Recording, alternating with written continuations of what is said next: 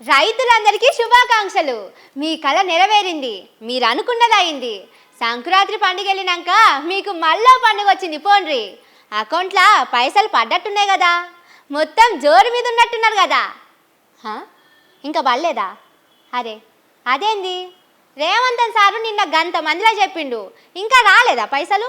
అగో, ఈ పెద్ద మనుషులంతా ఇట్లా చేతుల్లో ఫోన్లు పట్టుకొని కూర్చున్నారు, మెడల ఆకుపచ్చ కండువ వేసుకున్నారంటే రైతులే ఉన్నట్టున్నారు. మరి ఇట్లా ఫోన్లు పట్టుకొని ఎందుకు కూర్చున్నారు?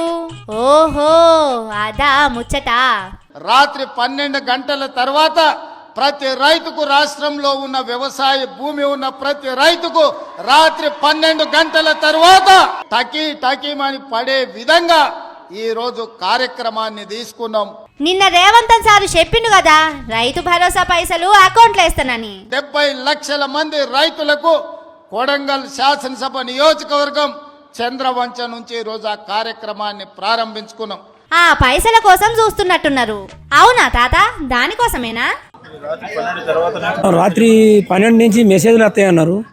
ఆ మెసేజ్ల కోసం మేము ఫోన్ చూస్తున్నాం. మెసేజ్లు లేవు, ఏం కాదు, మావి కాలే, ఆ మెసేజ్లే రాలి సార్. పాపం, అంతా ఉట్టిదే అయిందట. ఫోన్ టకీ మనలేదట, పైసలు రాలేదట. రైతు భరోసా పైసలు సరే గాని, మరి లోన్ల మాఫీ పైసలు అన్న వచ్చినాయా? సంవత్సరం నుంచి చూస్తున్నాం. 2 లక్షల రుణమాఫీ ఇంకా 10,000 తక్కువనే ఉన్నాయి, మాకు కాలేదు. నిన్నటి సారి ఎత్తా అన్నాడు, నిన్నటి సారి చూస్తున్నాం.